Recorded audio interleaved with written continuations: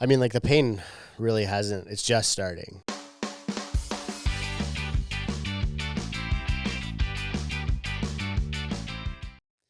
So last time I guess your first podcast we were on was like a State of the Union kind of thing, right? Was it spring of 2022? And it was right as rates were about to start ramping up. Yeah. And I got a quote from the podcast. You said, "It's hard to imagine a world where capital costs double." Yeah. They tripled. Yeah. So I was going to say, Crazy. Where are we? We're at, are we at the beginning of the end of a real estate, or the beginning of the end, of a real estate cycle? I think we're like probably in the third inning right now. Okay. Yeah. I mean, like the pain really hasn't, it's just starting, right? Mm-hmm. Like you're seeing, power of sales are up like 300%, 400%. Yeah. Really? Oh yeah. And is that, power of sales, how long after someone defaults will it go to power of sale? And I guess explain, like in Canada, the difference, because we have power of sale versus a foreclosure, right? Yeah, so we do have foreclosure in like Alberta, one of the other prairies, and one Atlantic province. But power of sale basically is where the lender, it's already written in the contract, but if you are delinquent, if you stop paying your loan, they can take you to court and exercise the power to sell your property, power of sale. And basically they would go list the property on the MLS. The difference between a power of sale and a foreclosure is, in a foreclosure, they take the asset. Yeah. And so the loss is already on their books. Like they're not incentivized to protect the value. Whereas in a power of sale, they have to protect the owner's equity. They have to try legally. They have a legal obligation to try and get the owner as much equity out of the property as they possibly can. Right. So it gets sold, and if there's a surplus on the loan, the owner gets it back. Yeah, exactly. Whereas less cost, so like less any fees. And you do see a lot of like lenders, especially privates, more sophisticated privates, but also individual privates, try and like really put stack a lot of those fees in to be a pain in the ass. Yeah. But I would assume that probably most people who are power of sale are not walking away with a profit. Right. So they're up 300%. Yeah, it depends on the year over year. Like there was a period of time where they were up 400% on a year. Like depends on the month, right? So they're down since last month. But we've gone from like basically you used to see like 5 a month, and now you're seeing like 80 to 100. And this is Canada or GTA? That's just on the Toronto Real Estate Board. Oh wow. Yeah. Why is this not like a major headline? It has been. Like I've reported that to Reuters has taken that chart from me. Okay. Bloomberg. Okay. It's just like it's I guess the reason that it's not like a sky is falling thing yet is because it's still less than like 100 listings. Right. And so it's less than 1% of total supply. Right. So if it was only 5, you can have these big percentages that sound scary, but it's still a low number. Yeah, I mean it is and it isn't, right? Like the trend line looks like an exponential trend line. Right. Like, it's scary. Yeah. And if you were to assume, and you shouldn't assume, but if you were to assume that the same increase was happening to delinquencies, because everybody's always like, oh, everything's fine in Canadian real estate because delinquencies are at record lows. So, and it's actually, I'm glad you asked about like the process, because the process that I described to you to take a property power of sale takes about less than 90 days. Okay. So the property could be sold before that delinquency is even reported on the bank's books. Wow. Because banks only report loans that are 90 days delinquent. Whereas the power of sale is probably going to take place. A lender is going to start the process immediately as soon as it's delinquent. And then the person still can become undelinquent if they want. But, if you're a lender, you want to be prudent about moving the process along and recovering that loss. So I look at it, and I presented this at a couple of conferences recently, because everybody's saying, oh, delinquencies are so low. Well, what if they're not? And the data point is just 4 months away, because CBA, the Canadian Bankers Association, reports loans that are 90 days delinquent a month after they come out, or they get the data point from the bank. So now it's 4 months delinquent. And CMHC, which is probably the more common data point that you're seeing in the media and more people are looking for, is the next quarter they report it. So it's 6 months. So to me, it's like, yeah, this is going to, like, you're going to see a huge increase in delinquency. It's already showing up in the power of sales. Right. It's just a matter of, when or how long does it take for that to happen? I don't even think we'll get above, like right now we're at like 0.01% delinquent on loans. I don't think delinquencies have ever been above 1% in Canada. Okay. And it's because the government will do pretty much anything they can to bail out the housing market. Right. At the risk of completely destroying our economy, which I think is kind of the trade-off that's happening right now. So you don't see, so I guess let's go through, a housing cycle. And if we're in the third inning, what does a whole cycle look like? I don't know if you want to jump back to 1990 or not, but yeah, the 90s are great. Like, I think like I got lucky by saying like that I felt like they would play out like the 90s, and it really is kind of like happening more and more, I feel like. I mean, 89, like house prices fell 20%. Right. 2022 house prices fell 20%. 1990 house prices actually went up like 5 to 10% in the spring market, and then they fell again for the remainder of the year. Same thing happened this year. 2023, we saw the strongest spring market we've ever seen. Last year, we saw the biggest house price crash we've ever seen. Right. Well, and what percentage was that? Depends, but like I think on the HPI, it was like, on the average national house price, it was like 22%. Wow. From peak to trough, yeah. And like, so that was basically from like February to end of the year. Or February to February so 2022 to 2023. So you think there's still more to go if we're in the third inning? I would say so, yeah. Like, I think you see the big drop, and then you see like this little kind of like bull trap, and then it kind of like grinds down over a long period of time as like all of the bulls are exposed to real estate. Like, right. You know what I mean? Like, they already bought. Yeah. Like, there's no bulls left. They're like trying to figure out how to, sell their power of sale and still get out or whatever. Right. Like, and the bears are still waiting. And so there's this period of time where like, and you see it right now, volume is down like 60%. Total dollar volume of the real estate industry is down 60%. And it has been for like a year. Like of sales. Yeah. Like real estate realtors are like super in recession. Right. Right. Right. And listings are? They're just ramping up for the first time. Like, tight supply is what has kind of kept things stable. Right. We were still in a state of excess demand, and so you couldn't see that like downward velocity. Right. So from my understanding, what creates these cycles essentially is, artificially low interest rates, free money. Yeah. And, everyone has zero opportunity costs, so they may as well just buy a house or buy something with a low down payment and what was like, 1% interest or roughly. Yeah. I mean, well, if the real inflation rate, so like if the real interest rate adjusted for inflation is negative, then it's literally the economically responsible thing to do to take on debt and buy something that. Right. That you otherwise wouldn't.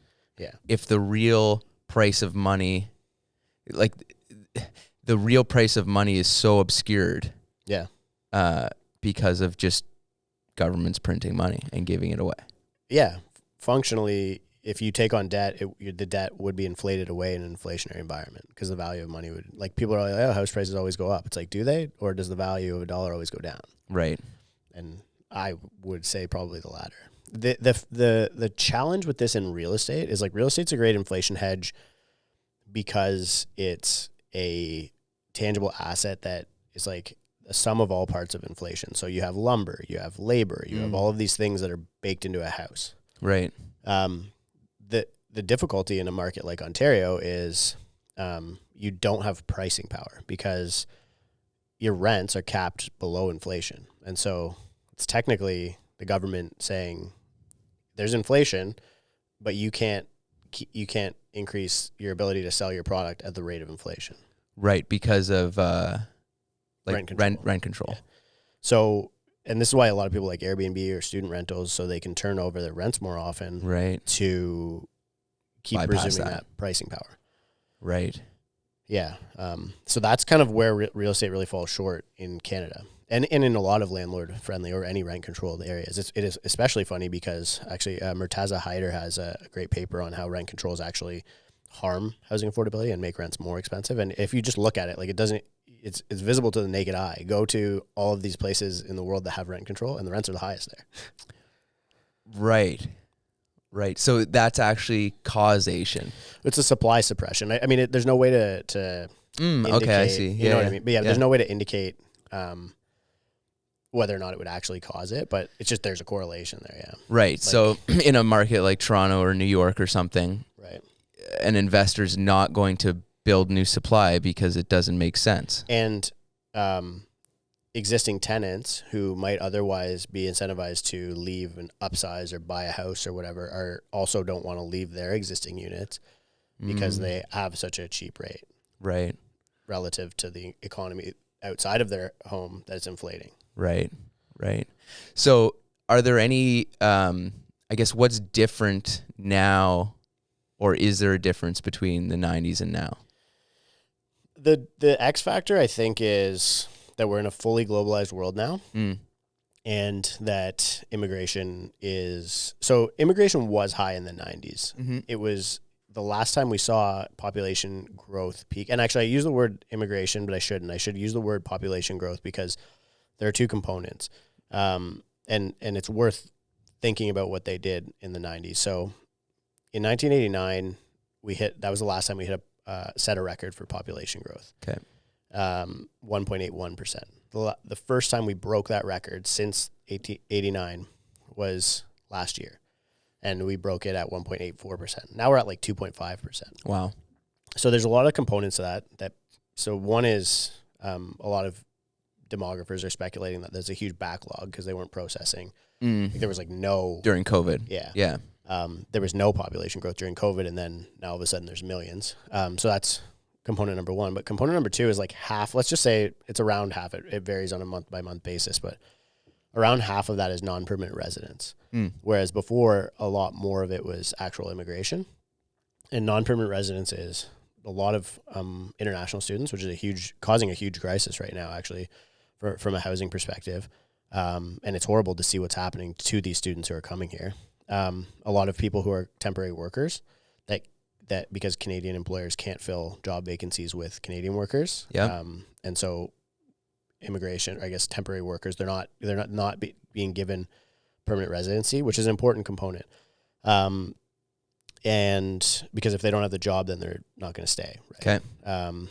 And then then there would be 50% of it would be actual immigration. People are getting permanent residency. So there's a couple of pieces here, but in 89, the permanent residency or immigration ramped up. Yeah. During a recession, 89 to 94, immigration actually continued to grow. What fell off a cliff was that non-permanent residency. And that for us is a huge component of economic growth in Canada. I mean, our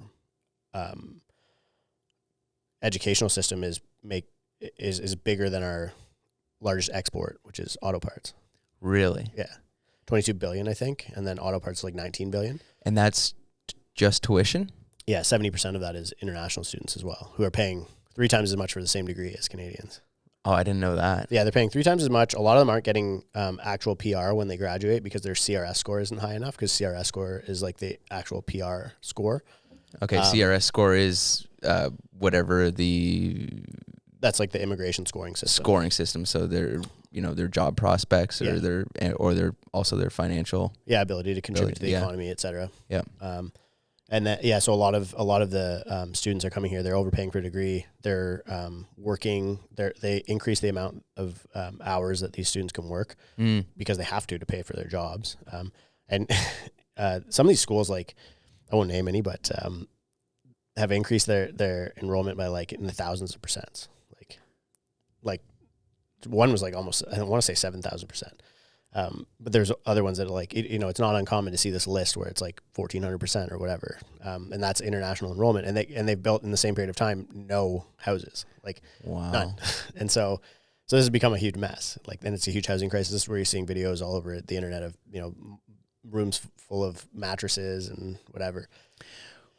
So we're in a housing crisis. We're in a foreign student housing crisis, and also, I guess, just a student housing crisis. What are some of the remedies people are talking about, or are there any concrete plans that schools or the government's talking about? I think like you're seeing, I think the government's probably throwing the best that they have at it, to be honest with you, which is a sad state. And I think we're almost like, we're getting close to the point where you just see like a citizen-led solution where people are just like, screw it, like we're just not going to get building permits anymore because like, you know, I think you're already seeing that. And that's what this like DIY density of people turning like McMansions into rooming houses is. Yeah. I think that that's just going to continue happening. I think if you look at the U.S. as a good example, the U.S. and Canada has followed this same trend. So most of the Commonwealth, but let's just say the U.S. and Canada, the average household size, so number of people living in a house, has fallen since basically these countries were founded. Okay. But in Canada, it went from like 7 people in like 1990, let's say, to like 2.6 is where we're at right now. Right. In the U.S., the same thing happened, but in the last couple of years, it started increasing. Same thing's going to happen here. And in Australia, you know, U.S., Canada, and Australia have the 3 largest square footages per capita. Okay. Biggest houses, let's call it. We're just 200 years behind where Europe was. And the only real difference is like Europe, it was really easy for people to migrate there 200 years ago because they were connected by land. So people weren't really coming to North America as much. Now it's very easy to migrate to North America, and people want to migrate. Like they want to come here, have a chance at a better life, whatever it is. We are just where all of these European countries that now have multi-generational homeownership, 40-year mortgages, low homeownership, you know, high rentership. Young people rent, they don't own, etc. I mean, all of those things are just that's the point that we're at in our cycle. Like the whole, you know, World Economic Forum, like you'll own nothing and be happy stuff. Like it was, the writing was always on the wall, right? Like right. They, you know, like it's just, that's where we are now. Huh. So, so you see like I guess like a libertarian answer to this in that people are just going to opt out of restrictive, you know, I guess governmental restrictions on creating housing supply. They're just going to go ahead and do it. 100%. Like they already have, and they have to. Like the government has consistently failed. You know, and now you're hearing like Toronto's going to allow fourplexes. What do you think that does to people who were thinking, oh, I'm going to fourplex my house, but I don't want to sit and wait for permits? Yeah. Like I know guys who at the beginning of COVID submitted for a permit for something and didn't get a response from, like didn't even get an email back from the government for a year. And just built it. And by the time the government gets back to them, they're like, yeah, I built it. Come inspect it. Like, and they're like, well, you didn't get a permit. It's like, well, what am I going to do? Like, honestly, like really what else? Like, this was for business. It's actually somebody we both know, but, you know, it was a bit for business activity. It's like, like I did it all to code. Yep. I hired a third-party inspector. I paid all of this extra money to fulfill, because otherwise you were obstructing my ability to grow my business. Like, what other role do you actually have as a municipal government? Right. And letting people do, like, their primary role is to regulate and allow people to do with land what they are supposed to be able to do with land. Right. And they just are failing so badly at it. Yeah, they're just putting, you know, to do anything is 2 to 5 years. Minimum, yeah. And hundreds of thousands of dollars of consultants that are telling the policymakers what their own policy says. Yep. Like you literally pay a planner to interpret the document that the municipal government wrote. Yeah, 100%. It's bad, man. It's a really bad situation. And so I think that we're just going to see, and we're already seeing it. Like the amount of people who ask me, hey, do I need a permit if I'm going to put a basement apartment in a thing? I'm obviously not going to say to them, no, you don't need a permit, but they're asking me a rhetorical question. Like what they're saying is, I'm going to build this without a permit. How much trouble am I going to get in? Right. And I explained to them how much trouble they're going to get in. And the high risk is like if the house burns down because they didn't put proper fire rating, then that would be a very bad situation. And, right. You know, that's where people need to be very considerate and careful. And so now there's like third-party fire inspectors that are doing this stuff. Like it's just like the black or gray market that's evolved as a result of this. And that's people who are trying to do the right thing. Right. Saying, then there's the whole other side of mattresses on a floor and 20 adults in a house that's not people trying to do the right thing. That is probably creating a ton of housing supply and creating very bad situations as a result of it, right? So right. it's a real mess, like really, really huge mess. Wow. So are they gonna lessen these restrictions and expedite, zoning changes for, these core student areas to allow just doesn't density? Sound like it. No, it doesn't sound like it. I don't know. I mean, the Ontario provincial government was going to allow multiplexes or up to 3 units on any residential lot in the province. Right. And then I think there was a lot of backlash from municipalities who were basically afraid they were getting the keys taken away and getting their rights taken away to regulate land use. Yeah. And then you started to see some cities ramping up, like kind of in almost like a defensive move, like the city of Toronto as an example. They're like, shit, we're going to lose this. Like, let's just go 4 units. And so they did that. And I think that this is all posturing for them to say, oh, maybe the province will back off if we're showing them that we can do it. But now you're seeing the federal government really pushing and going around doing all these like little celebrations with people, Vaughan, London, trying to get people to remove exclusionary zoning, start upzoning everything to multiplexes. I think it's happening right now. And I think in 4 years, we're going to realize that it didn't really build any supply because it just moved the bottleneck from planning to the building department.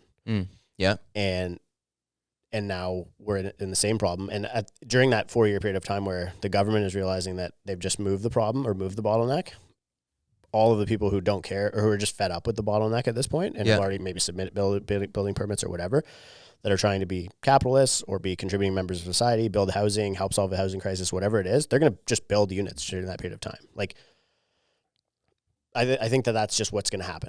I really do. I don't think it's going to be like at scale, but I think that the biggest impact of the government, the Toronto government as an example, saying they're going to allow upzoning to 4 units, the biggest impact of that is going to happen from units that'll never show up as a data point. Right.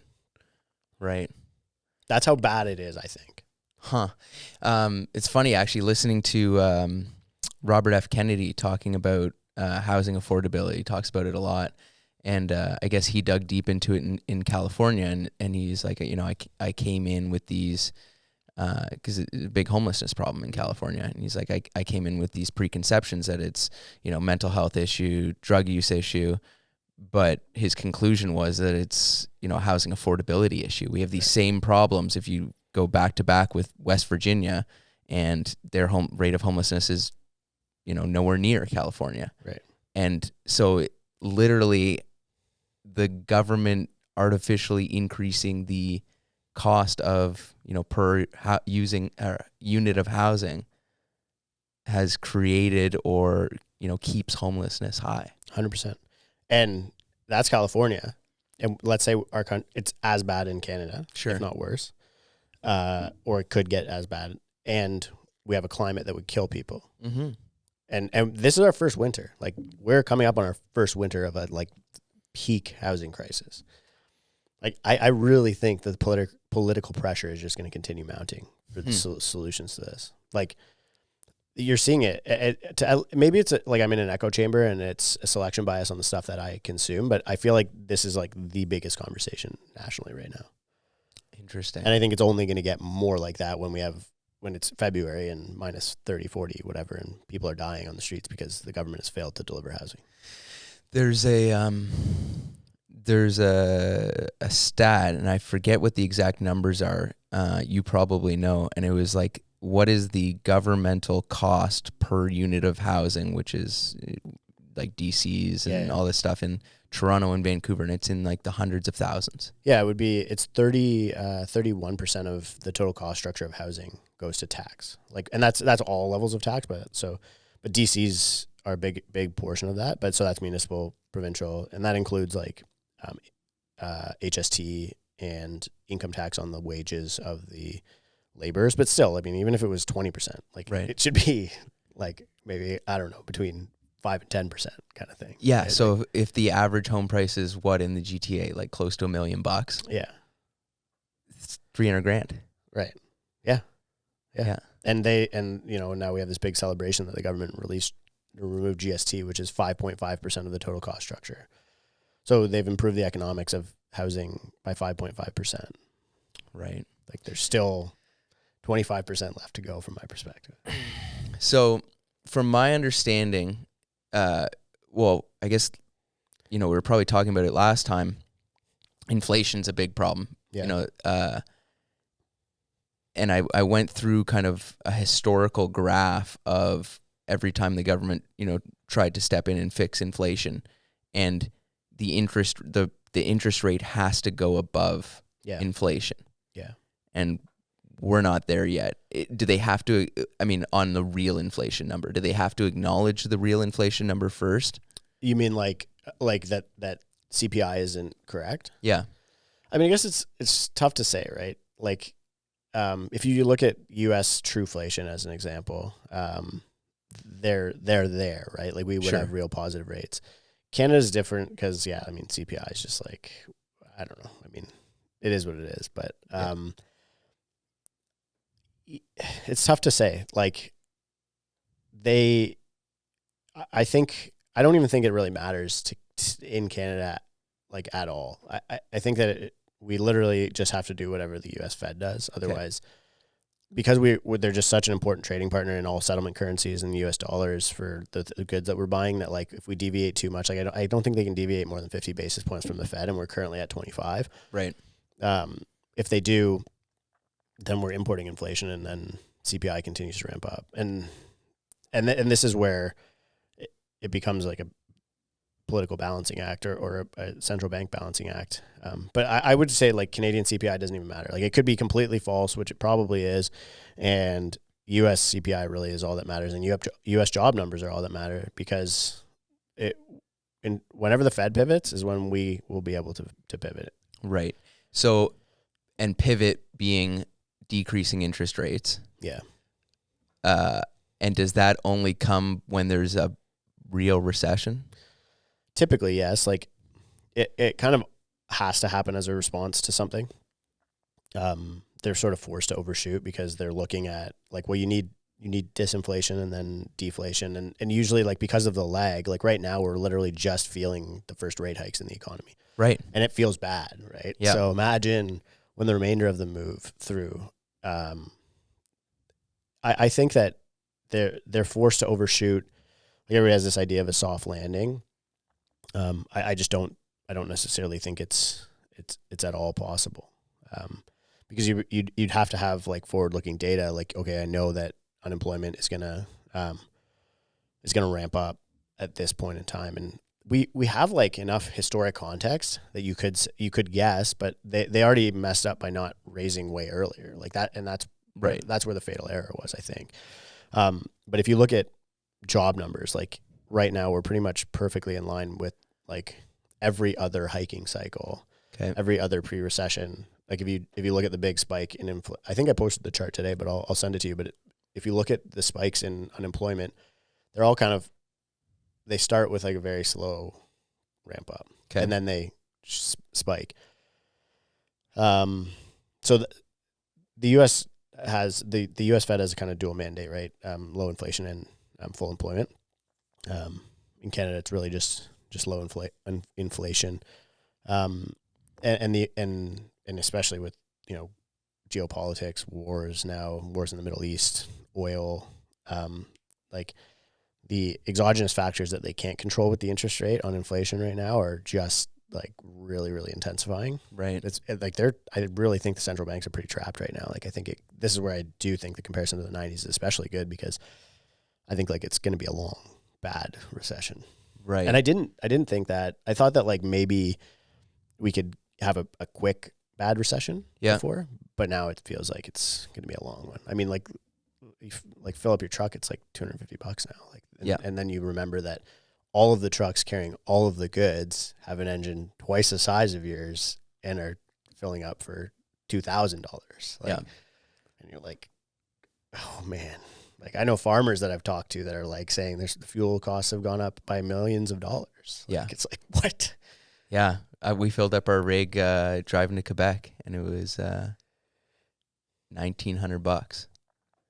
It's like insane. And like that's just one, like that's one part of the supply chain. And then you think about tractors, like and like it's like this is so bad. Like we're actually in real stagflation right now, which we haven't really seen since like the 70s. Like it's right. No, there's not even like a central banker alive who like really was like a mature adult during that period to like learn. Like it's really, explain stagflation. It's just basically a stagnant economy. So like, so you're in a recession, but you're also in an inflation. Right. Bad. And how do you get out of that?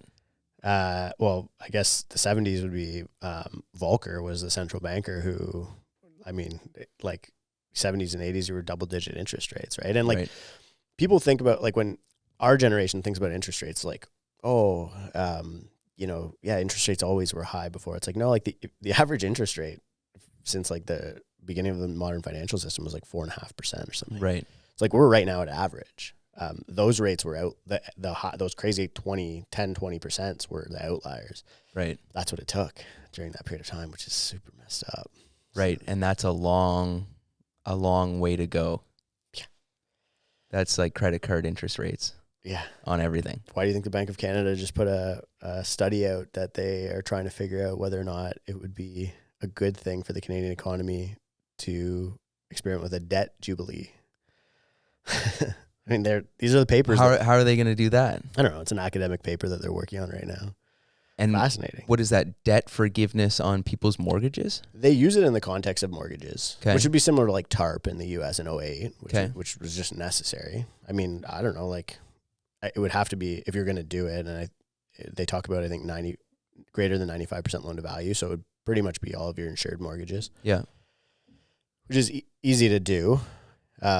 They can't bail out investors. Like, it's, right. I don't think without, I don't know, like a civil war, like really, I mean, there's already a huge class war being fought there, like with all the, tenant strikes and whatever. So, I don't think they're going to touch that, but that would be the way they would do it. Yeah. It was just, I don't know what it is. Like, just call the people up and be like, what do you need to survive the next year? Right. So they're trying to ward off, a complete collapse in housing, like people losing their houses? Yeah, I guess that. Yeah, I don't know. Like, it's tough to say what the paper. So it's just an academic paper, but they put it on their website. And I don't think they're just doing it for shits and giggles. Like, I think that they're to explore something that is and to publish that you're exploring it is meaningful. I would say that they conclude in the paper that it would have no immediate impact on house prices, so they wouldn't do it for that objective, or they've concluded that they couldn't do it for that objective. Sure. But it would, in the fullness of time, have a good long-term impact on house prices and economic recovery.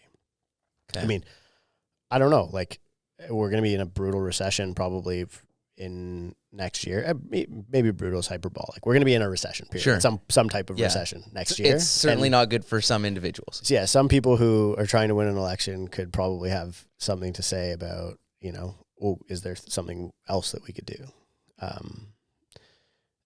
Yeah, I don't know, man. It's like crazy stuff when you think about that. Jeez. Yeah, but like, if it's bad enough here, like it was in the U.S. in 2008, we might just have to do it, and you just destroy the Canadian dollar at that point. But whatever, right? You tweeted, "I'm surprised to see no journalists covering the Sunrise home story yet." Yeah. Tell me about that. Yeah, I mean, not much I can say. There's just like a lot of allegations about some crazy stuff going on. Yeah. Fraud? Yeah, fraud. And you know what? Like, fraud is fascinating to me. Big fan of The Big Short, the book and the film. And Burry at the beginning of the film says one of the hallmarks of mania is the rapid rise in the sophistication levels and instances of fraud. Okay. I think I put that in that tweet, actually. But and this is why it fascinates me. I mean, there's been so many instances of, and not just recently, but like over the past 10 years in Canadian real estate. Yeah. Where people are incentivized to do bad things. And you could contextualize it on fraud for shelter, right? Sure. Mortgage fraud. Yeah. Fraud for shelter on rents, which is becoming a huge thing. Right. So that's why the fraud stuff fascinates me. I've been reluctant to say too much on that one because it's still kind of coming to light. Yeah. But I just have been surprised that nobody's really dove in on it. Actually, the Toronto Star published something since that because the individual who had the allegations against them was added to a protected species committee or something like that for the provincial government. shortly thereafter.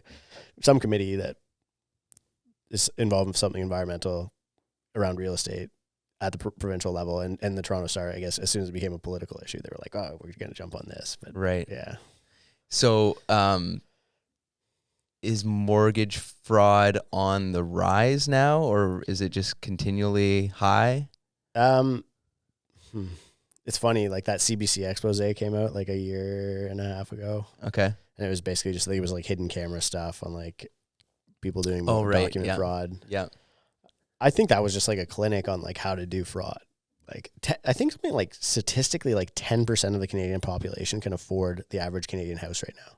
Like and not even like afford like, oh, I have a down payment or like cash or whatever. Like could qualify for a mortgage for the average Canadian house right now. And you know, and I mentioned we're at 60% reduction in volume. But statistically, if only 10% of the population can afford a house, it should be at 90% reduction in volume. So something's making up that other 30%. And I'm not saying fraud's making up all of it, but it's probably a portion of it. Like fraud for shelter probably would increase as the barrier to entry increases. Document fraud is like people, like when I talk to like some older mortgage brokers in the industry that like don't get the struggle that our generation has, they're like, oh, no, there's no way. You got to be overstating it. I'm like, no, I'm not overstating it. Like everyone knows that you can do this. I don't know who's doing it. I don't know if any of my clients or like people that I know would tell me if they were, because they know that like I'm not into that kind of shit. Yeah. But skilled trades have been doing it, and like people try to make it a cultural issue. It's like, no, like the town I grew up in was like all Canadian skilled trades people. They've all been doing it forever. They were writing their own job letters 10 years ago. You know what I mean? Yeah. It doesn't have to be like some like cultural microcosm thing. Like it's a systemic problem because the system is not designed, and it's an easy way to fix it is have the CRA hooked up to the banks. Like, you know, what's the point of having an oligopoly if you can't hook up your two most important financial instruments or systems? Anyway, so it's totally happening. It's totally rampant, and it's totally bad. The interesting part though is somebody who commits mortgage fraud is actually more incentivized to pay their mortgage than somebody who doesn't, because if you commit fraud, in Canada we have two types of fraud. This is really fascinating actually. So you commit fraud and there's no financial loss. Right. That's called soft fraud, and it's actually not a felony, or whatever you call it. It goes unnoticed, really. Yeah, is no way that they would. Yeah, you're right. So that's their incentive. Their incentive is as soon as it creates a loss, then it's far more punishable. Like that's where you go to jail or whatever. I don't know what the actual I haven't researched this stuff because I don't plan on doing much fraud in my life. But, But so that as soon as you cross the line, so if you create a financial loss to the banks as a result of your fraud, now you're in real trouble. Whereas if there's no financial loss, like banks know this stuff, they just like they'll catch people all the time, even people who are in their mortgage like already, and they're like, whatever, we're just gonna fire you as a client. Okay.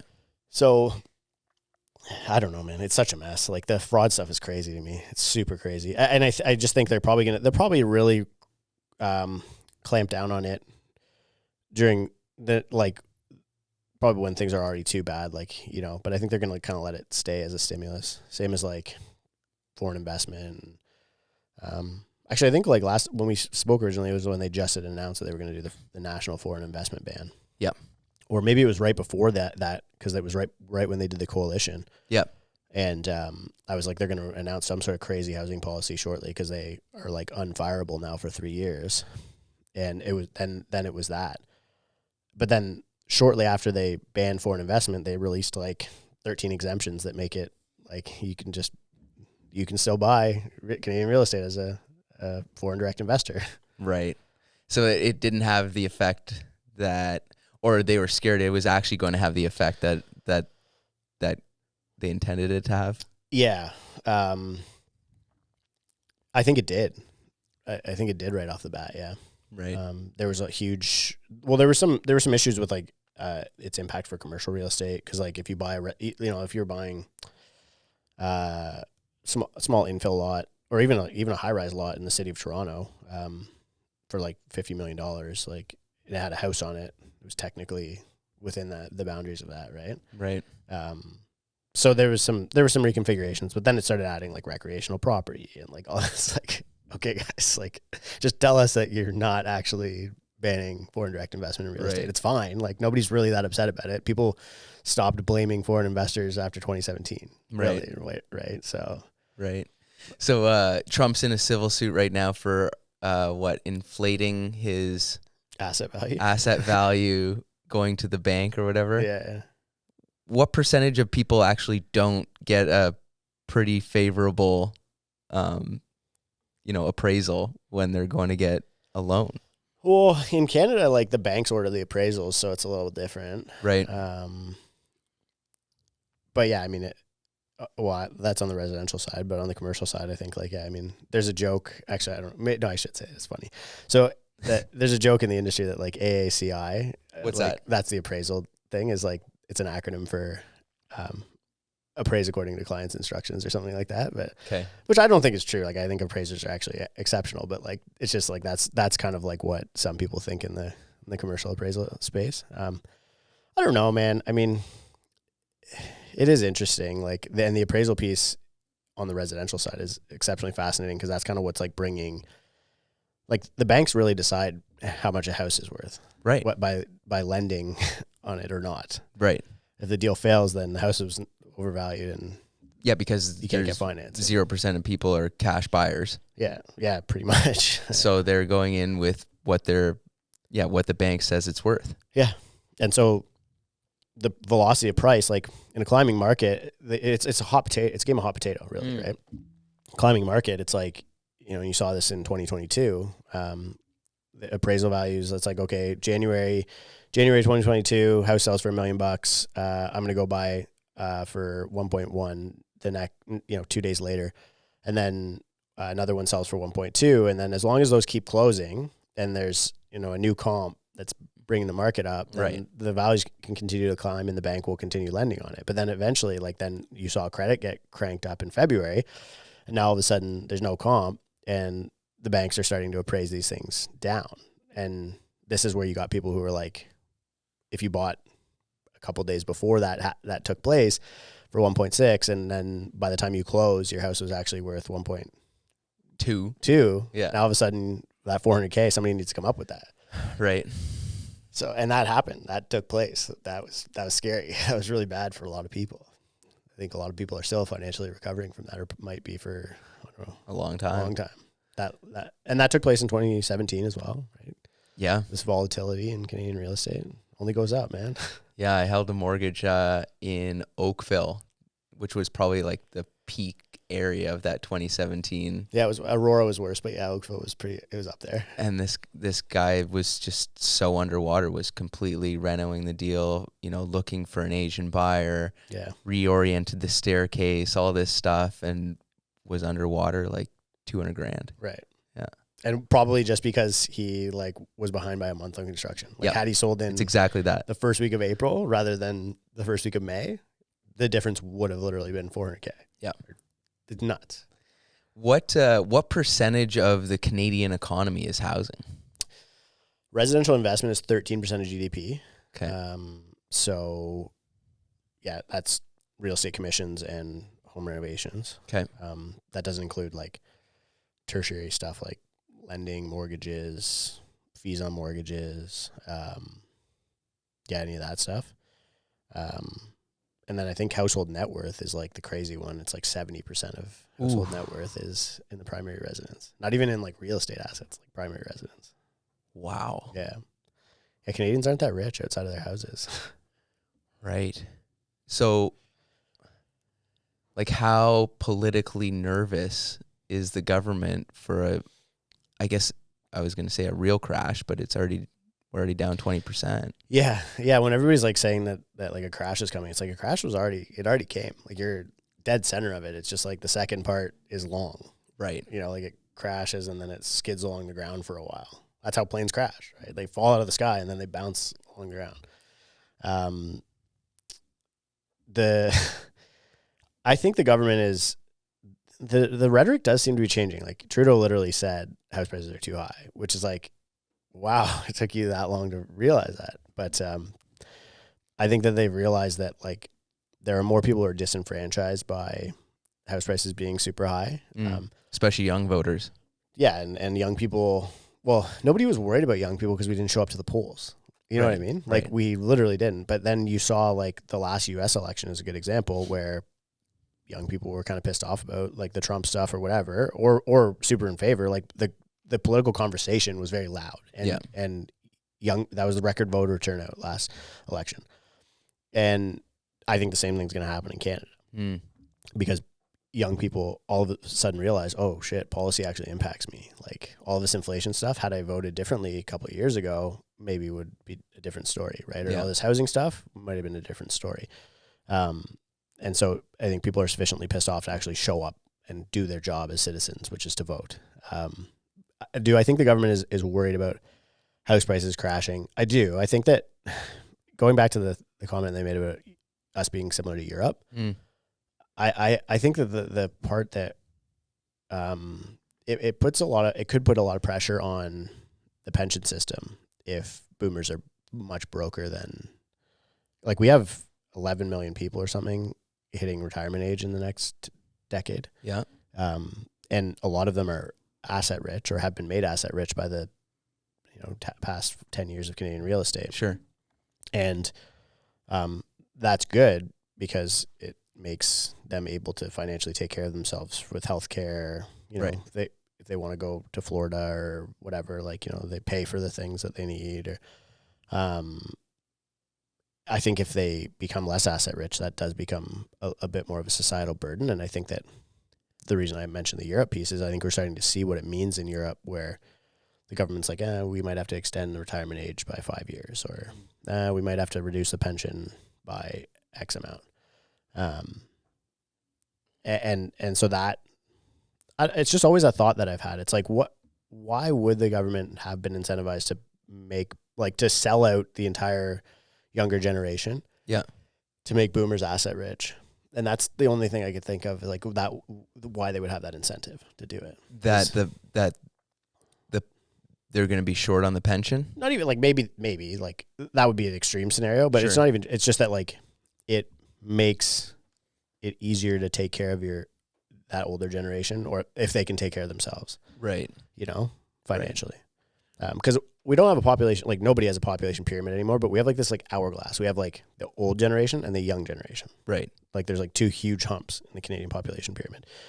And it's like the easiest way to give money to the older generation at the expense of the younger generation is housing inflation. Like, bar none, there's no more efficient way to do it. And you get to do it with leverage, right? So it's like the young people don't even need to have money. They literally just need to have access to credit. Yeah. That's crazy. So I don't know, but like that would be my hunch, would be that the pension system would be a lot better off if boomers were rich. Right. Right? Yeah. Yeah, that makes sense. So, Trudeau saying housing prices are too high, that's a factor of the average home price in comparison to the average income? Yeah, I mean, like on a price to income basis, we're one of the worst countries in the world. Right. If not the worst. It really depends on like the month of data that you're using, but like typically the worst.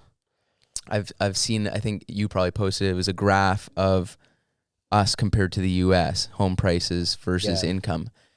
And it's terrifying. Yeah. Like it's insane. Yeah. And that's like, real wages. I mean, and a big piece of that is like, and this is where like the population growth piece comes into question is, IMF just stated that Canada will actually outgrow the US on a GDP growth next year. So like we'll see 1.6% GDP growth. They'll see 1.5%, barely outgrown. But to me, it doesn't matter if our GDP grows at 1.6, but our population is growing at 3, right, or anything more than 1.6, then it's still a net loss for the quality of life in Canadians, and that's just nominal GDP, so unadjusted for inflation. Now you consider real GDP growth and real GDP growth per capita, and Canadians are getting poorer at a very, very rapid rate, and you could feel it. Like you literally, like all of the data, all the polling, everything that you've seen that like of how Canadians are feeling for the first time ever, like we're fully defeated. Like this sucks. It's bad. Right. I mean, you go whatever, you go to the gas station, you go to the grocery store, you go to buy lumber, anything. And if you're on a fixed salary, you're poor. Yeah. And you can see it like Canadians are dealing with inflation now by racking up debt. Yeah. Like credit card debt is soaring. Household savings are falling, right? Like what's next? Like, it's, like auto loan delinquencies are increasing. Like just like, okay, let's go down the order of necessities of what things people need to pay first. And what's the last one on the list? Why do you think power of sales are up 300%? Right. Whew. Yeah, you posted the last time mortgage rates were this high. That was a good one. 2001. Yeah. 2001 mortgage payment, $1,600. 2001 income, $4,500. 2023 mortgage payment, $5,300. 2023 income, $5,700. That's like a $300 delta between average income and mortgage payment. Yeah. That's insane. Yeah. Yeah, I mean, that's why nobody in Canada can afford it. And like that's just the payment that you would actually end up with. You have to also qualify at like 8% now. Right. So right, because of the stress test. Yeah. So yeah, this is why the market is, and it's so funny, right? Because I tweeted a long time ago, I was like, realtors should stop hoping for house prices to go up because an unaffordable, and this is like goes back to the Europe thing. It's like when people can't afford houses, they don't buy houses. Right. And they don't, so transaction volume falls off of a cliff. And this is what an unaffordable market feels like. This is what a market that just like doesn't work feels like. That you can't run an economy like this. Like this is like not, and this is why I think a lot of countries around the world are really struggling with it. Like obviously economic problems are everywhere, but as quality of life improves, people are the economy is disincentivized to grow on its own. So like India just fell below the replacement rate from birth perspective for the first time ever. Which no one would have ever guessed 20, right? 30 years ago. Yeah. But as soon as that country becomes middle class, same thing happened in China. Yeah. Right. And China's greatest claim to fame was pulling so many people out of poverty. Yep. And that's great. Like that's a great thing to do. But now their population is expected to drop from 1.6 billion to 900 million within our lifetime. I honestly wonder, and this is one of the things that keeps me up at night. Like this isn't a thesis by any means, but like if we've actually just hit peak population and like capitalism that relies on like growth. Yeah. Or in an inflation or devaluation of a dollar, if the population piece, which is probably a big component of growth, is done, and like we actually have to completely rethink like the whole mentality, because like since the beginning of the modern financial system, it's like population has always gone up. Right. What if it's not? Because if you just do the math, it's like, okay, if China depopulates at the rate that I just mentioned, if India falls below the replacement rate, like all these things are predictable if they're at those rates. The only country that we know, or the only area that is left to be an emerging market, is Africa. And if Africa, I think, is supposed to hit 2.5 billion people by 2040 or something like that. So is that going to account for or offset the decline everywhere else? Right. I don't think so. No. So if we're in a declining global populace, like what happens then? Right. It has to go to a more sustainable model on all fronts. Yeah. You stop building stuff. Like it's adaptive reuse. You have enough resources. Yeah. Huh. Yeah. That's the weird one. Right. So, I guess touching on your course a little bit, the average, or the new real estate investor now, the old model was just buy whatever you can because it's going to go up. Yeah. They're just looking at capital appreciation. Yeah. And now they have to become like a cap rate investor. They have to actually look at their cash flow, and does that help solve some of the housing crisis? More and more people, building a duplex or building a triplex. I would hope so. Like that. I mean, we don't have any other option. Like really, the only other option is we continue on the path that we're on, and we know, like, maybe I'm wrong, but I think it's not working. Right. So high rise, municipal planning, all of these things, like, I think all like that system, it didn't succeed. It had a chance for a long period of time, and not that like anything wrong with high rise, and I think we'll continue seeing high rise construction. I think that it'll decline as a portion of the total supply that's going to be created, because high rise requires a buyer who's willing to lose money or to be cash flow negative, as we saw from the Urban Nation report.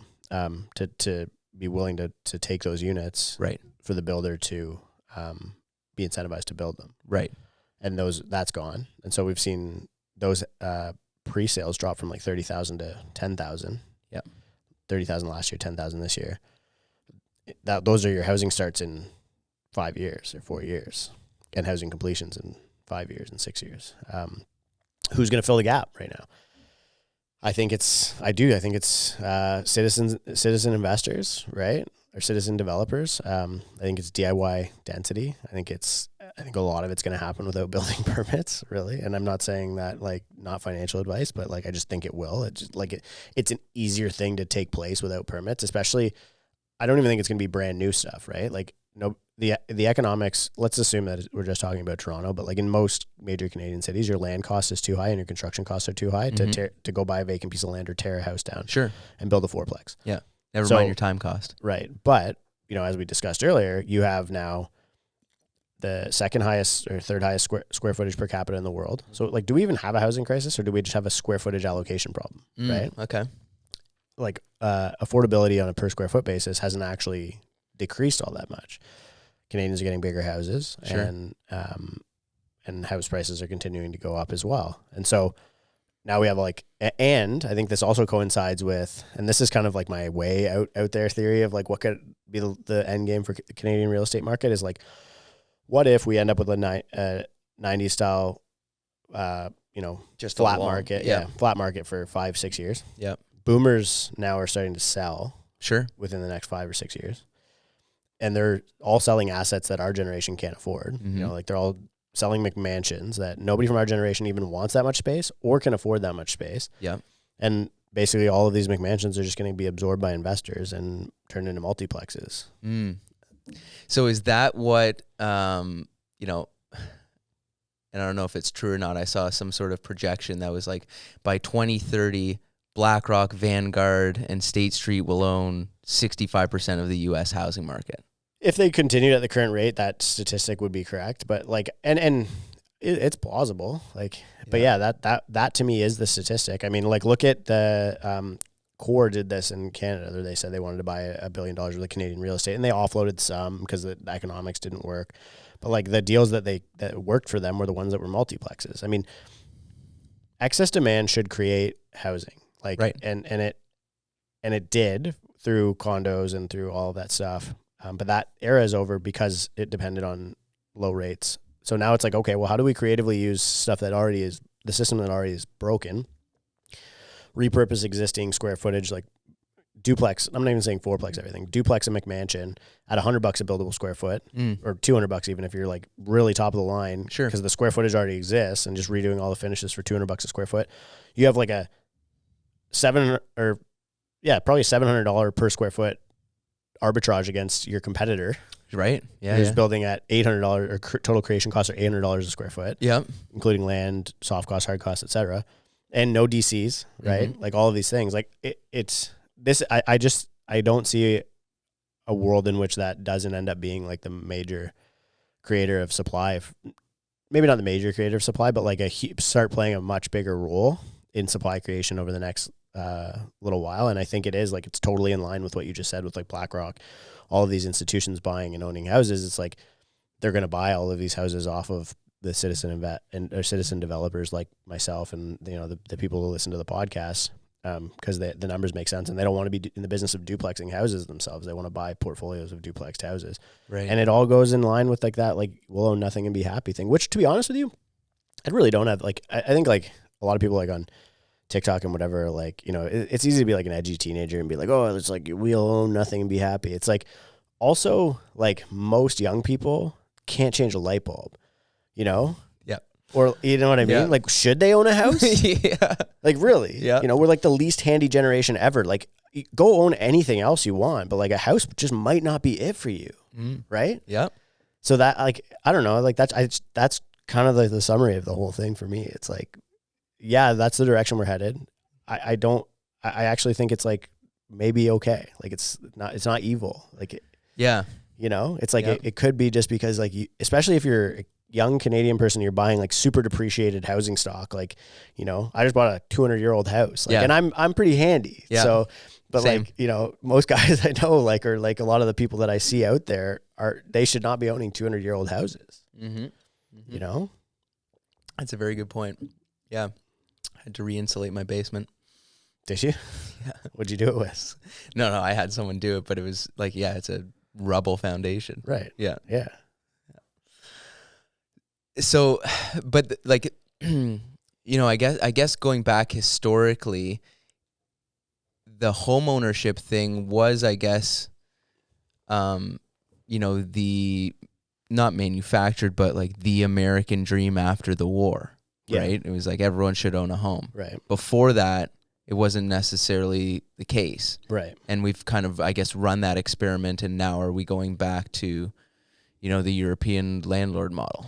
I think so. Like, I think it just becomes like a modernized version of like feudalism, right? Like, I think it, like, to me, like, if you look at Adam Smith, Wealth of Nations, like Smithian economics, say specialization and division of labor, and like it goes back to like, I'm good at talking about real estate on a podcast. Yeah, I'm not bad at being a homeowner or like fixing my own house. Yeah. But like, it's not the best use of my time. And I think, like, you know, as we get into an increasingly specialized economy where you have, and especially in Canada, like where it's like a lot of knowledge work, people working in tech, et cetera, et cetera, et cetera. It's like, is the best use of your time like figuring out what's wrong with your house? Right. No, it might be the best use of time for your landlord, who is providing thousands of those houses to thousands of people who are doing other more contributory things to the economy. Yeah. If like as like a species or an economy that we figured out like time scarcity and like not having to work so hard and all of these other things, and had time to like be able to do like the hobby work of fixing the house, which is like, I love to do that. I love gardening. I love like landscaping. Like I love like just fucking around and doing shit around the house. I love it, man. Like honestly, would do it all day, every day if I could. Trust me. Yeah. But we don't, like most people in our generation don't have the time. Mm-hmm. And that's really the challenge, right? That really is. More and more young people want to live in smaller spaces. They want no yard, small yard, et cetera, et cetera. Like it's like the same people who are complaining, like, you know, like, oh, or like that are like super into like urbanism and like all of these walkability parks, this, that are like also like, you'll own nothing and be happy. It's like, well, you're like, if you own a condo, you're like functionally like a tenant. You're renting the maintenance of your house. Right. Right. You know what I mean? Yeah. Like, I don't know. The whole thing's just funny to me. It's fascinating. I guess shifting gears, did you follow like the bank failures in the US? Yeah. Where are we at with that? Was that not, and correct me if I'm wrong, was that not a bigger default than in 2008 as far as dollars, like nominally? Nominal, yeah. Yeah. Well, the combined amount was nominal. I mean, like, there's way more money out there than in 2008. Yeah, the money's worth a lot less. Yeah. And there's a lot more of it. I think that this whole thing is like worked itself out for the most part.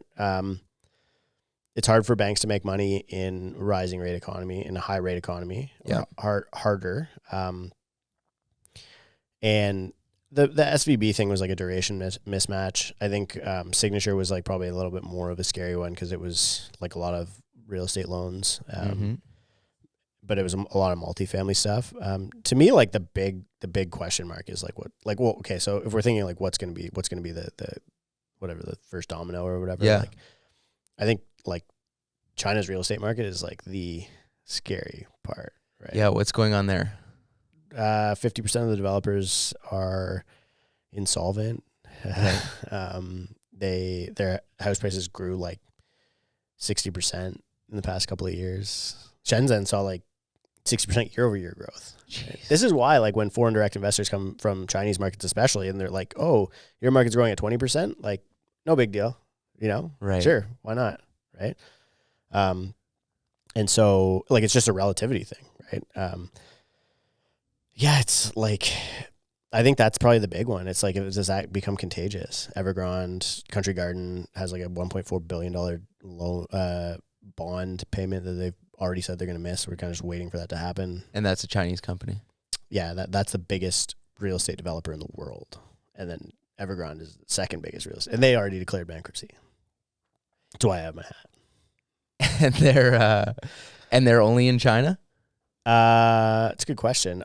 Some of these companies actually do have holdings in Canada. I don't know if they're doing stuff in the U.S., but it's like RBC lent or invested in Evergrande. Like there's a lot of potential for contagion. I see. So it's not like, it's just happening in China. Who cares? It's the communist government that's going to suffer. No, it's these international banks that loaned on it. That's the scary part. Yeah. I mean, I actually don't even know if the Chinese government really would care that much if it collapsed, because like they don't really see houses as a productive asset or like land as a productive asset, right? Like, well, it's not. Housing isn't a productive asset, right? It's a place to live. Like, it's not like a mine or farmland as an example. Like it doesn't produce anything.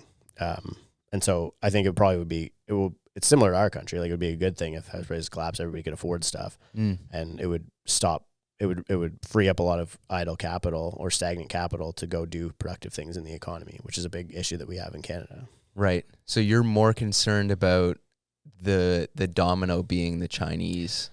I just think it's like the most identifiable domino. Like it's the thing of global systemic significance and size that could do it. I can't, unless there's like some black swan that I just like, that would be a black swan because nobody would know that it's coming. But yeah, I mean, it just seems like that's the one, right? Like it's there. Like you can see it. Like nobody's saying like, I don't know, like what is the way that it plays out in like a way that doesn't hurt anybody is like the Chinese government takes possession of all of those development companies and they create a social development thing. It's like, that's fine. They still overbuilt. They still have huge cash and debt obligations to companies all around the world. Like all of those different things. It's like, I don't know, like it's not going to solve the problem. There's still ripples.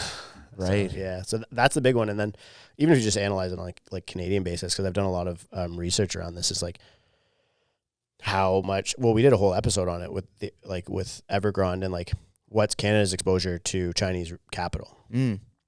Canada's real estate exposure to Chinese capital. Right. Actually, interestingly, 2015 or 16, Peter Routledge, who is now the superintendent of financial institutions, so OSFI, the guy who regulates Canadian banks, did a study when he was at National Bank. He was an economist there about how many foreign direct investors were purchasing Canadian real estate in like 2015 to like 2017, that era where things were getting really crazy. Right. And it was like clear that it was a lot of Chinese capital coming into Canada and really inflating prices. And it was like a third of the lower mainland. That's like your Vancouver area. A third of the real estate in the lower mainland was going to foreign direct investors from China. 1 in 10 pre-construction condos in Toronto, like all this stuff. So wow, it's not like they sold all that in the meantime, right? So question becomes like, do we see a flight to quality like we saw in 2015, 2016, 2017? That's when China's real estate market was getting super volatile, going up and down, and that was at 60% year-over-year growth in Shenzhen. A lot of Chinese capital came here because they want real estate and they couldn't get it there, and it was scary and volatile there. So do we see that happen? And it's bullish for Canadian real estate. Right. Or the things get bad there and people have to cover the position and liquidate their Canadian assets to cover back there. Yeah. Scary stuff, man. It's just weird. There's so many question marks right now and it could go either way. Like it literally could go flight to quality or it could go massive capital exodus out of Canadian real estate and back into China. Right. Last time on the podcast, we talked about the death of the realtor. Yeah.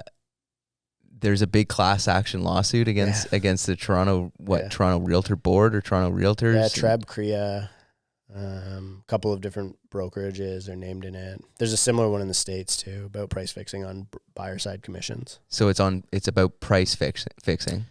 Yeah, price fixing and anti-competitive behavior. Yeah. Okay. Yeah. What's going to happen? It's an interesting question. A lot of people are like, there's no legs to stand on. Most people from my industry would argue that.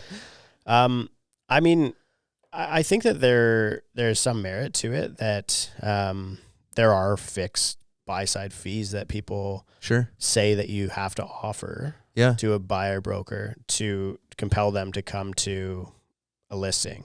Right. I mean, it's so much so that like I'm really not even like allowed to talk about this stuff. Like, or agents aren't supposed to talk about their own fees, or I don't know. I should probably read up on the ethics stuff, but I'm going to talk about it anyway. So,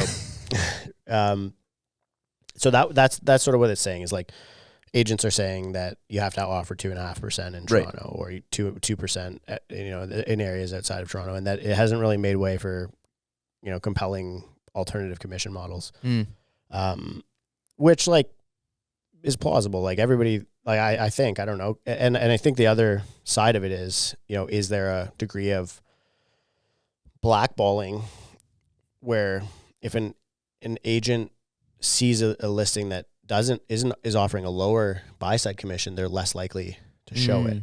So legally, when we bring the ethics back into it, and I am trying to be very careful with my words here, but if a realtor does that, they would technically be violating their fiduciary duty. Right.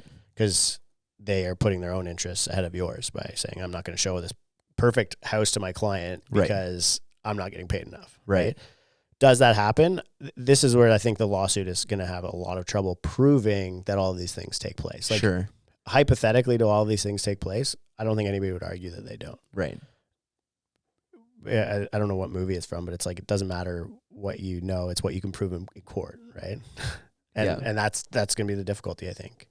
Similar thing in the US, right? Same thing, like NAR, Redfin just left NAR. Like there's so much stuff like going in the US where it's like, and then NAR allowed people to list for $0 ahead of this lawsuit. There's a whole class action lawsuit similarly in the US. I mean, I think that the real estate industry actually is like, when people are saying like the Uberification of real estate and stuff like that, Uber's not an advanced enough technology to get rid of a realtor. Right. AI is an advanced enough technology to get rid of a realtor. It really is. How does that play out? Like, I don't know. It's funny because like I'm working with a company right now where they're like, hey, like they've taken like a handful of like realtors who they consider to be intelligent, sure, across the country, and they're like, answer questions for this AI, okay, and we want the AI to basically be able to think about real estate the way that you are, and they're like, it's cool, it's super crazy, right? I mean, large language models aren't, I don't think, advanced enough yet to like do the critical thinking piece, but like I think if you give it all of the data points and definitions, my job isn't to think for my clients as a real estate professional, right? It's to present and aggregate all of the information and disseminate it to them in a super digestible way and say, here's best case scenario, here's the worst case scenario. If either of those happen, would you still be comfortable making the purchase that you're going to make today? An AI can do that. Right. I think that real estate professionals have redefined their role to not be that, but I think that it's getting back to that now, that it's not fielding offer nights and, like bidding wars and hyping up stuff and like making Instagram videos of properties and whatever, you know what I mean? Like, I think that the role got super conflated with like being an influencer for the past little while. And I think that there's, if you boil it down to its core competencies, I really think that like, I've always believed this, like for years. I wrote a blog like ages ago on LinkedIn, talking about something called computer assisted real estate, like CARE. Super sexy acronym too. I should trademark that. But it's like CAD, right? Computer assisted design. It's like you can still be the critical thinker, the designer, whatever it is, but you like, and I think that technology is really going to change the way that like realtors will be customer service people. They'll help people with like the qualitative decisions, et cetera. Most realtors shouldn't be doing the quant, like everything beyond the customer service piece. Like everyone's like, oh, they're glorified door openers. It's like, okay, if they are, then let's do that and strap like some really powerful technology to them. And now customers get a way better experience. Right. So anyway, that's the direction I see it going. I don't think realtors will die. I just think they will open far more doors and they will have a computer doing the rest, assistant doing everything that that a computer can do better. Yeah, certainly can do better and quicker. A bunch, like, there's all these stats on realtors, like, 1% of realtors do 90% of the commissions and stuff. In a market like it is today, like how many people just go back to their other jobs? This is the $1 million question. It is not super expensive to hold a real estate license and this is why you have 77,000 realtors in the province of Ontario. Most realtors per capita in the world. Okay. Yeah. Like 1 in 50 something people in the GTA is a realtor. I think they already have, or they already were there, right? Like if you were working with an agent who wasn't a full-time realtor, you were already using the Uber of real estate. Right. You know? Right. Because they were giving you a kickback or you were absolutely getting demolished on price. And so you were giving that, that kickback back to the market. Like there was some economic efficiency or inefficiency as a result of that transaction. And that already took place. And I think that there was a lot of like fee cutting. There's a lot of kickbacks. And this is all public stuff. Like you can see it on websites. A lot of people advertise or like X% or 50% kickback. So there was that. And then there's people who already have like other jobs and like being influencers or whatever. No, but other stuff. Right. And I think that so I think a lot of people never left. Like, they were always kind of half in it. Yeah. And so and it was kind of easy to come back. I've joked that like, a lot of these job vacancies are being filled by realtors. Like, but what else are they going to do? Like, I know people who went from making like $500K a year to like making less than $100,000 a year. Right. Like, and the lifestyle creep and all of this stuff, like it's not like they were like, oh, like I'm going to be fiscally responsible and just keep my lifestyle where, just in case they've got a Benz. Yeah. Several or like whatever, like not the best Benz, like they're not CLA stuff. Like and the CLAs were returned 2 years ago. Like the G-Wagons are getting returned now. Right. Yeah. Yeah. It's a mess, really a mess. In private lending space, you see a lot of it, like tons, like, and just leverage and, toys and cottages and car leases. Oh yeah, man. Scary stuff. Because last time we're still in the COVID mindset and we're talking about the exodus and then where are we at with the urbanization? Like I don't know anything about office space and it scares the crap out of me.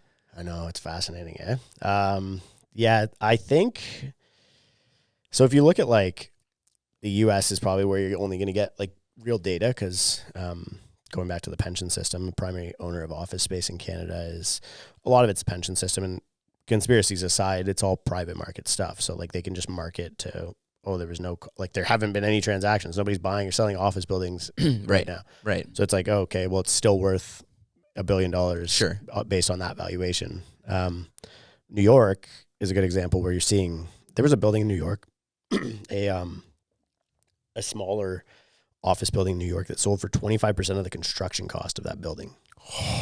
Yeah. And it was built like, I don't know, 3-4 years ago. And then, it just sold for 25% in power sale or in foreclosure.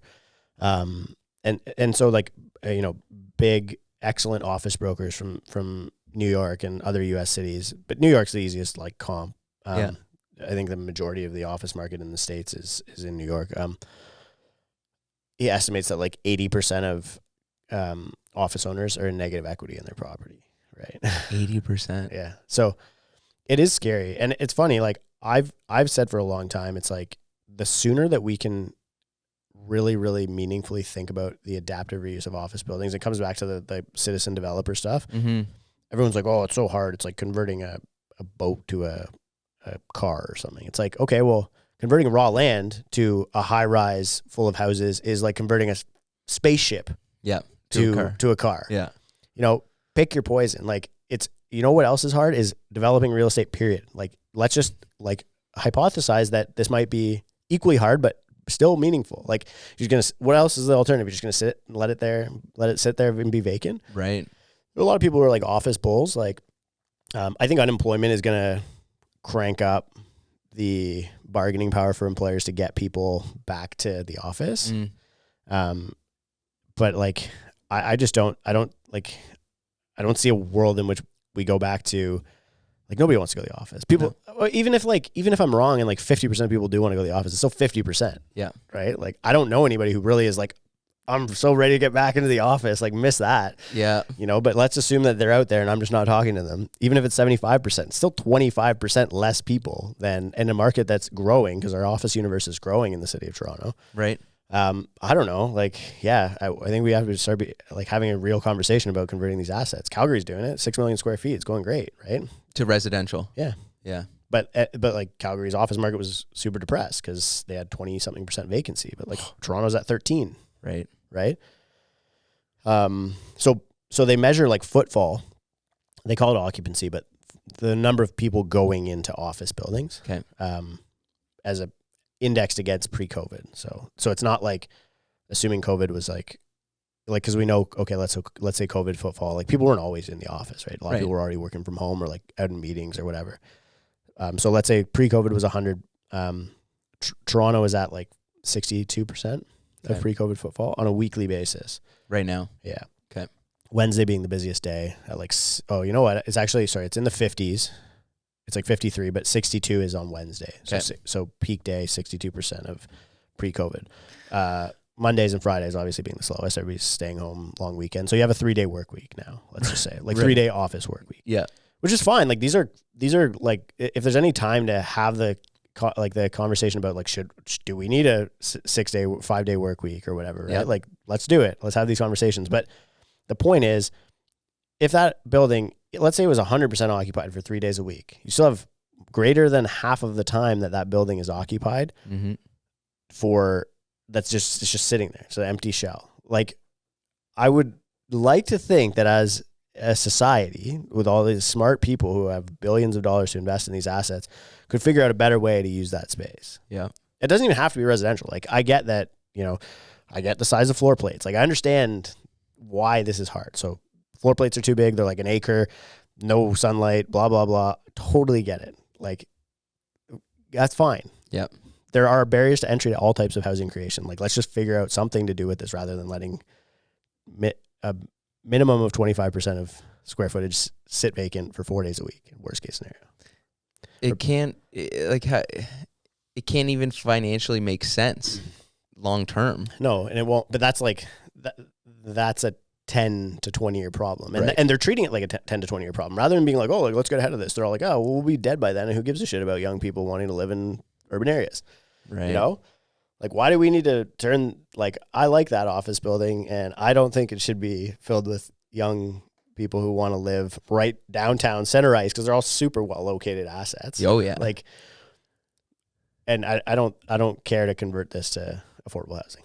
Okay, cool, whatever. Like, I don't know. Like, really, a lot of it is the reconfiguration of space is tough. That's why it took so long in Calgary. It's like, you can't just take a bunch of office tenants who spent millions of dollars fitting out their space and be like, go move to that building, because you're in a B building and that's a residential building now. But it also doesn't have to all happen at the same time. Like, you could build out a floor residential, and then, I don't know, like, it's time we get creative. Yeah. That's like, I'll leave it at that. Right. Yeah. Did you, I'm sure you did, but, the whole, the Greenbelt fiasco. Yeah. So Doug Ford, and, for people outside of, Ontario, we had this protected area called the Greenbelt, and our premier came in and said, what, it's all fair game now? We're going to develop it, or some of it, or? No, you know what? I mean, this was a good one. This is a good question. So, there's a process for lands to be removed from the Greenbelt. And there was prior to? Yeah. Every 10 years, like in the legislature of the Greenbelt from the McGuinty government. Okay. There was a process every 10 years. It was supposed to be reviewed. Yeah. And lands could come out. I was actually on a municipal government committee doing a ton of property research on what lands should be suggested to be removed by the municipal government from the Greenbelt to the provincial government. And there's all presented to council, and that's every 10 years, I think. So the last one was 2015. That was in 2015. I was a co-op student at a municipal government doing that. They'd have waited 2 years. It would have been like fully legal, and they could have just said it was fully legal. And it's not even that it wasn't. I guess it was just like, but I think they just jumped the gun. But I think my guess would be they probably jumped the gun because we were in an urgent housing situation, and there are pieces of land that are located on major arterial roads that could be developed quickly. Sure. And should be developed quickly. And if it was going to accomplish that goal, that would probably be their incentive to do it. I think that the way things have been handled since then by the government been pretty bad. I think that probably the way that they were handled leading up to it was pretty bad. But I don't think the spirit of the whole thing was bad. No, I don't think it was malicious or anything like that. No, yeah. Well, what's that? It's like Hanlon's razor, right? It's like never attribute to malice what could easily be attributed to stupidity. Yeah. Exactly. And so I just like, I think that this is, it's such a fascinating thing because it really, really blew up. Like it's like the political conversation in this country right now. And explain what happened. Like he reversed his decision. Yeah, like, based on what? Political pressure? Yeah, political pressure, a handful of resignations. Like it's really blown. Like that will be the scandal that will take them down, right? Yeah. Like, and it's challenging because the Greenbelt in itself, like, we have this infighting happening on the left right now, where it's like, I would assume, like, I think, political left, environmental, political left people who want housing affordability. Mm-hmm. These are two factions that are like, they don't, I think they're just starting to realize that they don't like each other. Well, they're completely at odds.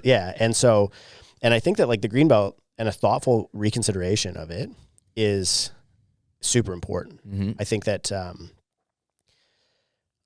from a policy perspective, it was actually like, it could have been executed a lot better, but it was executed and people got obsessed with the idea of the Greenbelt. Like, the funny part is, like, the people, I think from my perspective, a lot of the people who are like really, really like super into the Greenbelt, like, think that that Toronto ends at like the 401. Yeah. And then it's Muskoka. Yeah. Like, you know what I mean? Yeah. It's like you and I spend a lot of time in nature, right? All my friends spend a lot of time in nature. Like, I love nature, There's a lot of it. I'm a resident of the Greenbelt. Like, I live in that area, and I walk those trails like regularly. And most people who are like in that world, like, not super, like, could care less, right? It's like, there's a lot of this stuff. Yeah. A lot of it's like swamp. A lot of it's like, there's some agricultural land that kind of got like grouped in. Farmers were really mad when this policy first came out, which is a super important piece that a lot of people miss. I think it goes with a lot of things that you see and hear in Canada. That is, there's just a lack of public education around the stuff. Financial education. A lot of people don't understand how housing policy works, land use works, the environment around land use works. It just fascinates me how that one spiraled out of control. I think about this so much, the Greenbelt stuff, and like to the point that like nobody's done like an exhaustive look at like the Greenbelt from start to finish. Okay. And like I think that society like needs that and like deserves it right now, because like a lot of people actually don't know really what's going on. Right. Right. Anyway, so I'm glad you asked, because it's a fascinating one. Yeah. So a bunch of it was,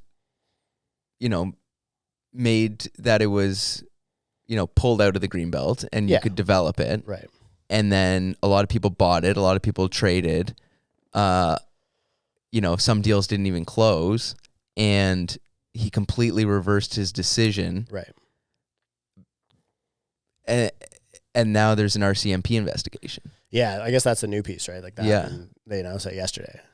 And what is that like? And is that in the spirit of, okay, was like how it was done? Like there was kickbacks or? Yeah, I guess that's what they would be trying to figure out, is like, was there like any like criminal activity that took place? Because I mean, like, again, it's a lot of it is like, were these things done through proper channels? Because I was under the indication that like a lot of the stuff was done or with the objective of being politically correct, and and by the sounds of it, some of the people who were part of it were under that impression as well. Right. Were there things taking place that were like illegal? I don't know. I guess that's what their objective is, to try and find out. But I think the political implication is that, like, it seems like the court of public opinion has sort of like decided that it was illegal. Yes. And I don't know. Like, I guess we'll find out in short order. But I think that like this is a tough one, and like this isn't to say whether or not I think it's okay, but insider trading isn't a thing in real estate, right? Mm-hmm. Like, it would be like knowing that a new secondary plan is, or this land's going to get upzoned. Yeah, you go buy that land like that. People do that all the time. 100%. This is different because it's like land that was specifically like the idea was that was never going to change on those things, and then it did, and the parcels were very like conveniently located based on existing ownership. But I think that and it could very much be the government's problem, like that they maybe tried to coordinate with people who could help advance those sites, shouldn't have done that, or whatever it was. Right. I guess we'll see, right? Like, but yeah, fascinating whole thing to take place. Especially fascinating because like the Greenbelt really is one of those things that, from my perspective, is like it's not discussed enough as a huge obstruction to housing creation. 100%, right? 100%. Really not giant strip in prime, prime GTA housing creation. Yeah, like Toronto, it was like Toronto was like, the GTA was like, oh, like, why are house prices so high in Vancouver? It's like, oh, because they have mountains. It's like, oh, why don't we make some mountains? You know, like, yeah. We do that? Well, we did. Yeah, they're done, right? Like, it is like, I just think it's unfairly, or it should be more discussed as a huge obstruction to housing creation. But like me saying that is like, I know some people are not going to like that, you know. But how many of those people walk the Greenbelt? I that's my thing, right? Yeah. Like, you know, that's my big challenge with the whole thing. It's like, let's come sit in the forest with me and we'll have a chat about it. Yeah. But otherwise, like, you know, come up to Muskoka. It's just north of the 401. Right. It's like, you know, all these environmental protectionist people who are at odds with, you know, the housing supply people. It's like they've never been in an airplane before. Right. It's like they've never flown around the country and seen how vast even the United States is. There's you know, millions of acres that are completely uninhabited. Right. Yeah, it is interesting, right? And like I you know, you're starting to see more and more of this like discussion around whether or not Canada is like becoming very alone in their like environmental like pledges, right? Because it like seems like the rest of the world's kind of like abandoned a lot of that stuff. Look, like I actually like really like the environment. Yeah. And like, you know, like, I don't litter. Like I get mad at people who like, I yell at people who litter, like, you know, like road rage people who throw stuff out of their car. Like, no, I'm not lying. Like I do this stuff and like I spend a lot of time in nature and like really care about this stuff. But like it from a like policy perspective, like is a nice forested strip of land wrapped around this, you know, massive metropolis. Is this like the best allocation of our political resource right now? Yeah.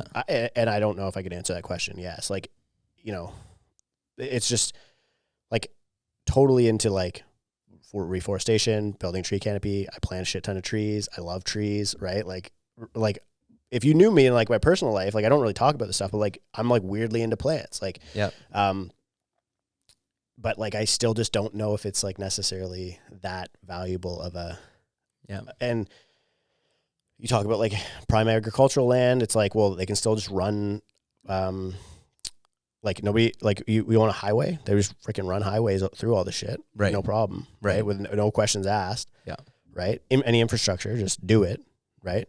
You know, like the farmland that we're talking about, it's just like, it's really interesting from my perspective that, I think that it needs a lot more like light shed on it. And I actually think that that's a good thing. It's a kind of a good thing. That's what's happening right now because it's going to open the political conversation to whether or not this is like really necessary. Yeah, no, like I think a portion of it is necessary, but like it's like millions and millions of acres. Is all of it necessary? Right. You know, like moraine. You know, marshland, like protected species, like all of this stuff. But like I see all these parcels. I drive by them all every day. It's like that is a sandy, dirt, overgrown, past soybean field that like is just sitting there, like, you know, and that could have like you could house the entire Canadian or like entire homeless population of Canada right there. Yep. Right now. You don't even have to get a permit to do it. Just put it in 160 square foot little sheds and just pop them all in that field. And they're, you know what I mean? Give them a buddy heater. Dude, I completely agree. You know, it's all such a perspective issue that, you know, it's like, what is, you know, building permits and, you know, quality of housing. Any structure is better than homelessness. Yeah. And, you know, even, you know, houses that don't meet building code are palaces by 200-year standard. Right. Yeah. I know. It is great. And it's like such a place of privilege to like, it was just funny to say like, you know, coming from this political, like conversation, but it is really a place of privilege that we can be talking about like how this land is so important.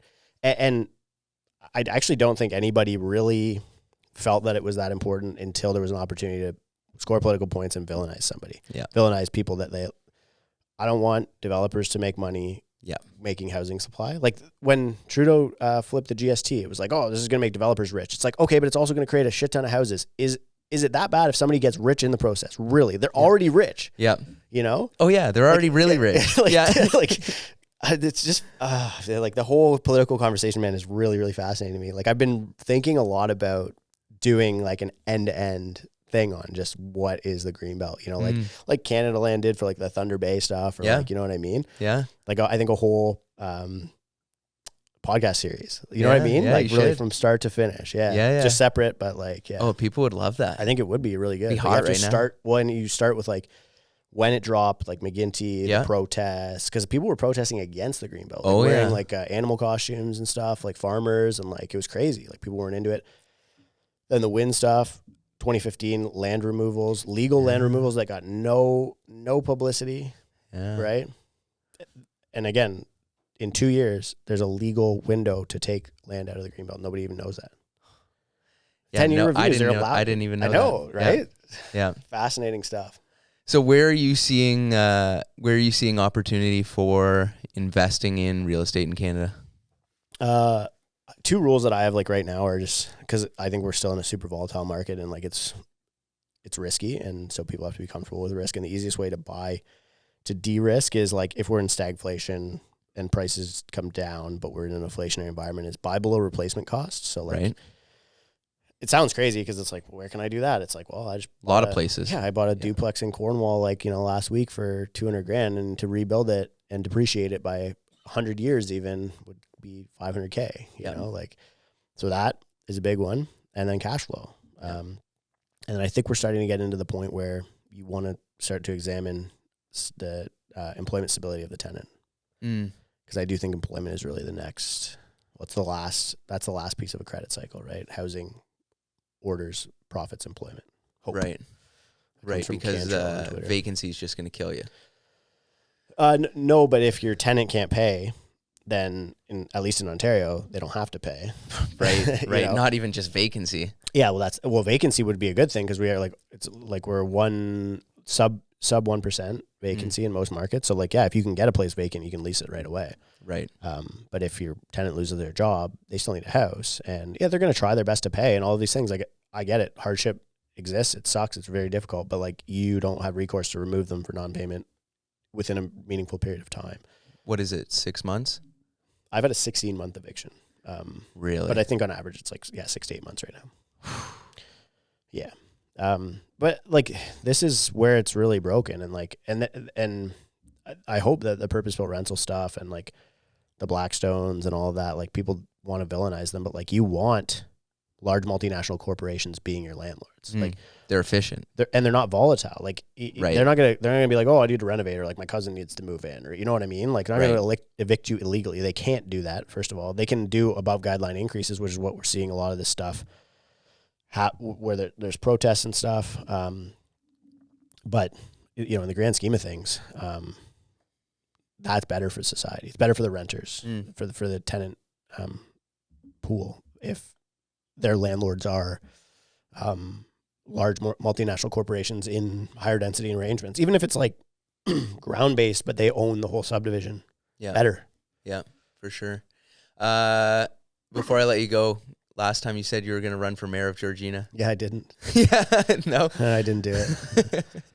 I thought about it, and a lot of people heard that and they were like, yeah, you totally should. But right now, and it was interesting because I actually had a politician much further up than in the mayor space say like, yeah, like, I think, you know, if you were going to be in politics, you have a lot more to offer than that role. And like, I'm not saying this to like pump my tires, but like, because I don't even know if that's correct, but right now I think that would have just like really, really stopped my ability to do stuff like this. Right.